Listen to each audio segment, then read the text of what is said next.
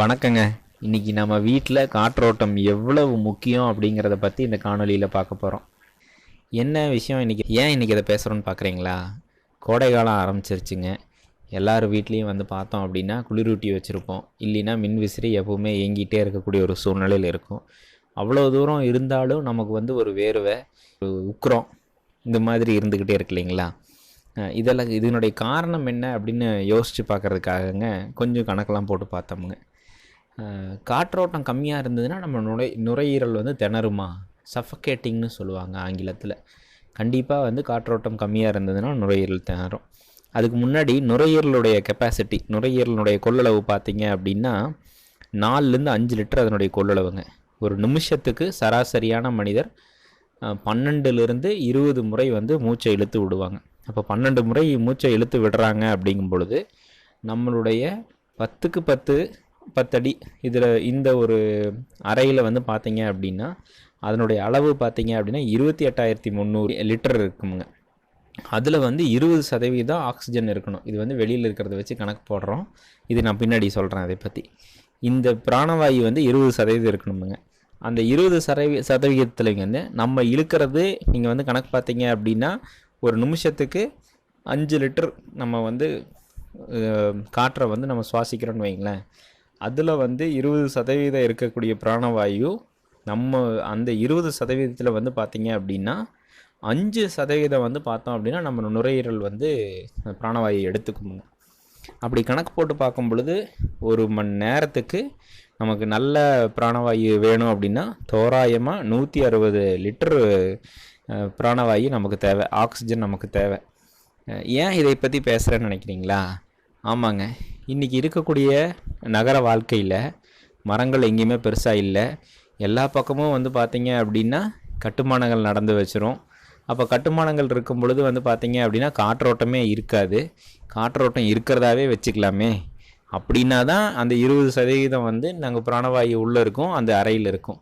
அப்போது என்ன தான் தூங்கி எந்திரிச்சாலும் காலையில் எந்திரிச்சு பார்க்கும் பொழுது நமக்கு ஒரு சோர்வு, இன்னும் கொஞ்சம் நேரம் தூங்கணும் அப்படின்னு சொல்லுவாங்க. இதுக்கு நேரடியாக தொடர்பு வந்து பார்த்தீங்க அப்படின்னா நம்மளுடைய பயோ கிளாக்னு சொல்லுவோம். நம்ம உடம்புக்குள்ளாரையே வந்து ஒரு கடிகாரம் இருக்குது. அதுக்கு வந்து இன்னும் ஆங்கிலத்தில் சொல்லணும் அப்படின்னா சர்க்காடியன் ரிதம்னு சொல்லுவாங்க. இந்த சர்க்காடியன் ரிதம் வந்து பார்த்தீங்க அப்படின்னா எல்லாத்துக்கும் வேலை செய்யும். கோழி வந்து வெடியில் கூவுது, மயில் வந்து காலையில் அகவுது. இதுகளுக்கெல்லாம் யாருங்க நேரம் சொல்லி கொடுக்குறா? இதுக்கெல்லாம் யாருங்க வாட்ச் கட்டி டைம் பார்த்து அலாரம் வச்சாங்க கூவுதுங்க? அந்தந்த விஷயம் நடக்கும் பொழுது, இயற்கை கூட ஒத்துழைச்சி வரும் பொழுது அவங்களுடைய பயோ கிளாக் நல்லா வேலை செய்யும். நம்மளுடைய பயோ கிளாக் வேலை செய்யுதா அப்படின்றது நம்மளுடைய பெரிய கேள்விக்குறி. ஏன் அப்படின்னா நம்ம அதுக்கு வந்து இயல்பாக இருக்கணுமுங்க. இயல்பாக இருக்கணும்னா நம்மளுடைய சுவாசத்தில் நீங்கள் வந்து பிராணவாயு ரொம்ப அதிகமாக இருக்கணும். அப்போது பிராணவாயு பற்றாக்குறையில் இருந்தது அப்படின்னா நம்மளுடைய தூக்கம் வந்து முழுமையாக நிறைவேறாது. ஏன்னு சொல்கிறீங்களா? நம்மளுடைய பகல் முழுக்க வேலை செஞ்சுட்டு அங்கங்கே இருக்கக்கூடிய நம்மளுடைய ரிப்பேர் வேலை எல்லாமே வந்து பார்த்திங்க அப்படின்னா இரவு நேரம் நம்ம தூங்கும் பொழுது நம்மளுடைய உடம்பு ரொம்ப துரிதமாக வேலை செய்யும். அந்த வேலை செய்கிற இடத்துல வந்து பார்த்திங்க அப்படின்னா நம்ம உணவுக்கு வந்து நம்மளுடைய உடலுக்கு வந்து உணவு வந்து பார்த்திங்க அப்படின்னா ஆக்சிஜன் சொல்லக்கூடிய பிராணவாயு. இந்த ஆக்சிஜனை எடுத்துகிட்டு போகிற நம்ம ரத்தத்தில் இருக்கக்கூடிய இரும்பு சத்து, இந்த இரும்பு சத்தான ஹீமோக்ளோபின் 4 பிராணவாயு, அதாவது 4 ஆக்சிஜன் மூலக்கூறுகளை எடுத்துகிட்டு போகும். இந்த 4 மூலக்கூறுகளுமே வந்து ஒழுங்காகவே கிடைக்கல அப்படிங்கும் பொழுது, உணவே ஒழுங்காக இல்லை அப்படிங்கும்போது எப்படி நம்மளுடைய உடம்பை சரி செய்யும்? சரி செஞ்சுட்டு எப்படி அது புத்துணர்வு பெறும்? அப்போ இந்த விஷயமெல்லாம் நமக்கு வந்து அதை யோசித்து பார்க்கணும் இல்லைங்களா? அப்போ நம்ம தூங்குற அறைக்குள்ளார வந்து இன்றைக்கி வந்து குளிரூட்டியை வச்சுட்டோன்னு வைங்களேன், அதுக்கு வந்து அதில் இருக்கக்கூடிய அந்த குளிர்ச்சி வேணும் அப்படிங்கிறதுக்காக வெளியிலேருந்து காற்றை புதுசாக எடுக்கிறதே கிடையாது. அப்போ நான் முதலே சொன்ன கணக்குக்கு படி நீங்கள் எவ்வளவு கரியமில வாயு வெளியில் விடுறீங்க? அதுக்கும் ஒரு உதாரணம் சொல்கிறேனுங்களே. நீங்கள் வந்து பார்த்தீங்க அப்படின்னா ஆரம்பிக்கல உங்களுடைய அறையில் கரியமில வாயுவே இல்லைன்னு கணக்கு வச்சிங்கனாலும் 5000 ppm வந்து பார்த்தீங்க அப்படின்னா 0.5%. அந்த 0.5% வந்து பார்த்தீங்க அப்படின்னா 28,300 லிட்டர் அந்த நம்ம காற்று கூட உள்ள கலக்கும் பொழுது நீங்கள் வந்து கரியமில வாயு அதிகமாக இருக்கும் பொழுது உங்களால் வந்து ஒரு 6 மணி நேரத்துக்கு மேலே வந்து உங்களுக்கு தலைவலிக்க ஆரம்பிச்சிடும். அதனுடைய ஒவ்வொரு விஷயமும் செய்ய ஆரம்பிச்சிடும். அப்போது நம்மளுடைய படுக்கை அறையில் பிராணவாயு ஆகிய ஆக்சிஜன் நிறையா இருக்கணும், கரியமில வாயு இருக்கக்கூடாது. இது இருந்தது அப்படின்னா மட்டும்தான் உங்களை வந்து நல்லா இருக்கும். இதையை சார்ந்து தான் அந்த காலத்தில் நம்முடைய வீடுகளுடைய கட்டமைப்பு அந்த மாதிரி இருந்தது. அதை ஒரு தனி தலைப்பாக வச்சுக்கலாமே, அது ஒரு பெரிய தலைப்பு.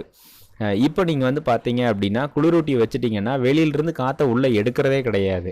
அப்போ உள்ளே இருக்கக்கூடிய கரியமில வாயுவே சுற்றி சுற்றி சுற்றி சுற்றி அதை வந்து நம்ம குளுமைக்காக அப்படியே வச்சுருந்தோம்னா நம்மளுடைய உடம்பு பிராணவாயுக்காக திணறுமா, கெஞ்சுமா, கூத்தாடுமா? நான் சொல்கிறது சரிதானுங்களே? நீங்களே யோசிச்சு பாருங்களேன். அப்போது நீங்கள் என்ன பண்ணணுங்க? அப்போ உங்களுடைய குளிரூட்டியில் அடிக்கடி காற்றை வெளியிலிருந்து எடுத்து திருப்பி பண்ணுற மாதிரியான ஒரு ஆப்ஷன் இருக்குது அப்படின்னா தயவு செய்து அதை வந்து வச்சுருங்க. அதை வச்சால் மட்டுமே நம்மளுடைய உடம்பு இந்த கோடை காலத்தில் இயல்பாக இயங்கிறதுக்கு நல்லாயிருக்கும். அதே மாதிரி உங்களுடைய எங்கேயா இருந்தாலும் கொஞ்சம் நம்மளுடைய அந்த கரியமில வாயு வெளியில் போகணும், பிராணவாயு உள்ளே நிறையா வரணும். அப்போ இதுக்கு காற்றோட்டம் அப்படிங்கிறது நம்மளுடைய உயிரோட்டத்திற்கு தேவையான ஒரு விஷயம்.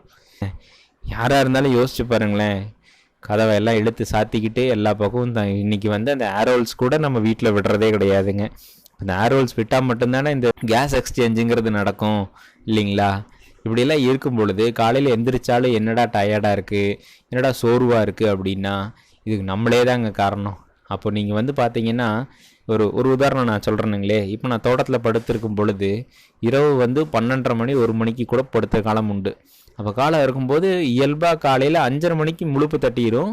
உடம்பு வந்து எங்கேயுமே வந்து பார்த்திங்கன்னா சோர்வுன்னே இருக்காது, ரொம்ப புத்துணர்ச்சியாக இருக்கும். காலையில் எப்பவும் போல் வேலை செஞ்சிடலாம். அப்போ என்ன விஷயம்னு பார்த்தீங்கன்னா நமக்கு தேவையான பிராணவாயு அங்கே நிறைய இருக்குது. அங்கே எங்கேயும் 4 செவர் கட்டி வச்சு ஒரு வாயுவை அடைச்சி வைக்கிறது கிடையாது. அது பாட்டு கரியமில வாயு வெளியில் போய்க்கும், காற்றோட்டம் இருந்துக்கிட்டே இருக்கும், நமக்கு பிராணவாயு உள்ளே நிறையா போகும். இதுதானுங்க என்னுடைய அனுபவம். இந்த கரியமில வாயு நம்மளுடைய அறைக்குள்ளார நிறைய இருக்குது அப்படிங்கிறதுக்கு ஒரு சில ஆதாரங்கள் நான் சொல்கிறேனுங்க. உங்களுடைய மின் விசிறியில் கருப்பு நிறத்தில் நிறைய குப்பைகள் படியும், கொஞ்சம் எண்ணெய் பசண்டையாக இருக்கும். ஏன்னு என்னைக்காவது அதை யோசிச்சு பார்த்துருக்குமா? ஏன் அது மரக்கலரில் வரல? இல்லை, எல்லாம் கரியமில வாயு. கரியமில வாயு கருப்பு நிறமாக தான் இருக்குமுங்க. இதே நீங்கள் வீட்டில் ஏரோல்ஸ் விட்டுருந்தீங்கன்னு வைங்களேன், அந்த ஏரோல்ஸ் ரொம்ப வருஷமாக நீங்கள் மேலே போய் பாருங்கள், அது போயிட்டு வர்ற இடத்துல கருப்பு கலராக இருக்கும். ஏன் அப்படின்னா நம்மளுடைய உடம்பு சுவாசிக்கக்கூடிய கரியமில வாயு வெளியில் போகும்போது அந்த கருப்பு நிறம் வந்து மேலே வருது. இதுக்கு இன்னொரு விஷயம் நான் சொல்லணும்.